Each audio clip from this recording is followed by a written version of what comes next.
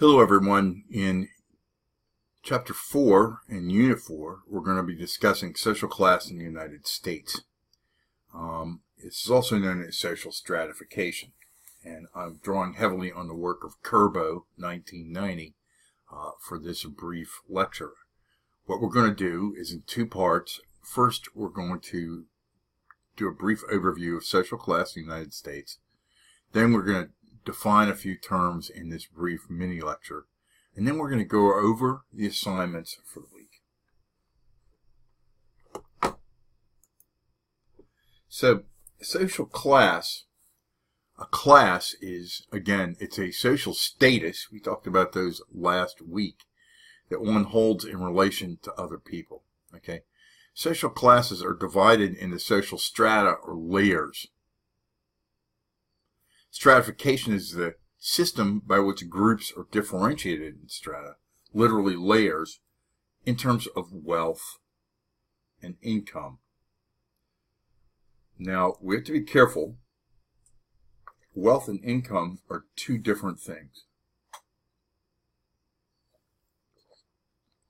They talk about both wealth and income in the brief video that you're going to need to watch for the beginning of this unit.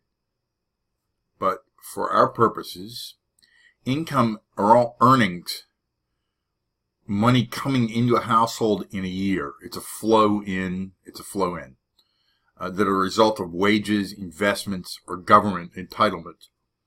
For example, Social Security or veterans benefits or WIC, etc. They're measured essentially is how much one earns in a year. Now, wealth, on the other hand, are the accumulated resources, financial, physical capital of an individual or family, or it could be a corporation or any other entity. And of course, negative wealth equals debt.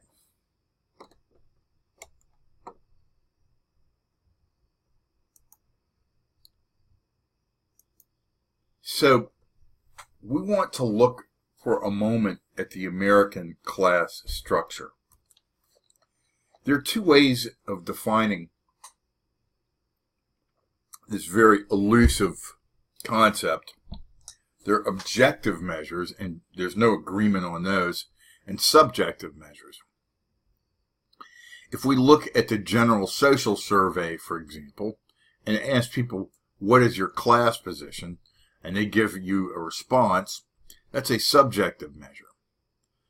Sociologists and economists often debate the contours of what defines social class, but one can basically group people into 1, 2, 3, 4, 5, 6, well, there's 8 strata, and I'll talk about those now each briefly. The upper class, some of you have heard of the 1%, are those who make $500,000 a year in terms of income. It's about 1% of all households. And their income may come from investments. In other words, it's money that earns money. The lower upper class, about 250 to 500K income per year, about 3% of all households. Now, there are going to be gaps in this, right? You know, these are not hard and fast lines. For example, the upper middle class makes between $150,000 to $199,000, or up to $250,000 a year if you want to be inclusive per year. That's roughly 4% of all households. The middle class is going to be there. They're going to make $76,000 to $149,000 a year.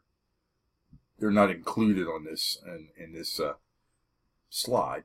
The lower middle class makes $50,000 to $75,000 dollars per year, about 42% of all households.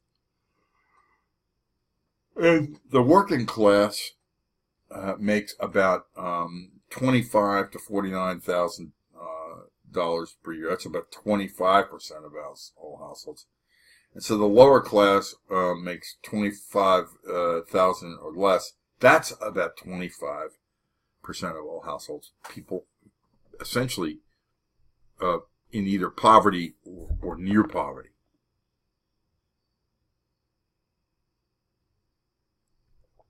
Now,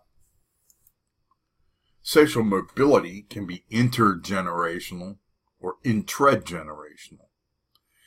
This is movement up and down the social class structure. So intergenerational, usually people like to think of this in terms of, well, you've done better than your parents, or maybe perhaps you're the first generation to go to university, right? And incidentally, a university education such as the one that you get at SNU does matter, okay?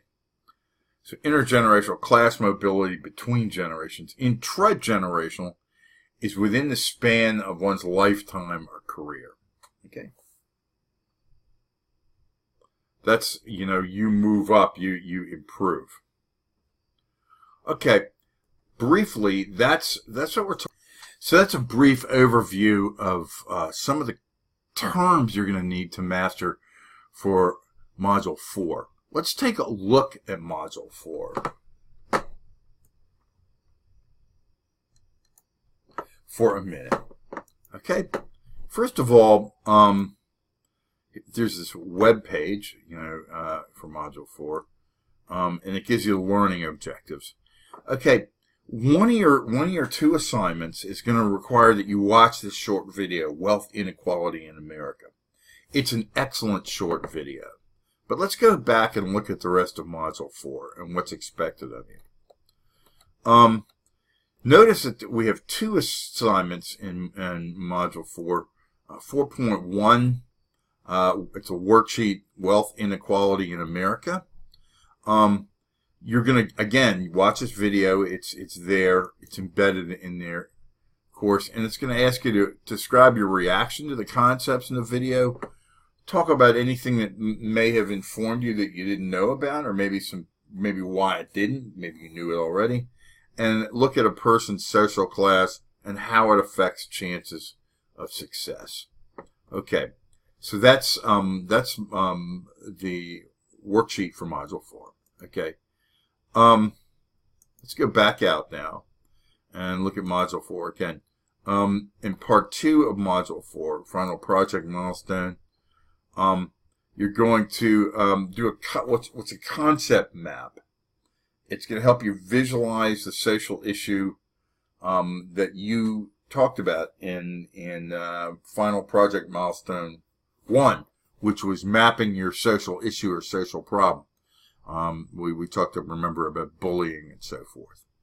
Okay, so that is basically what you're going to have to do for Module 4. It doesn't look as if there's a discussion in Module 4. So you'll just, let's go ahead and move forward. I'm going to be grading your discussions and your worksheet from week 3. For those of you who turn work in late, I have to grade everything by Thursday. So if you submitted work late, and some of you did, I'll be going back as early as Module 2 for those of you who submitted work late. Okay, so let's move forward, and please drop me an email if you have any questions.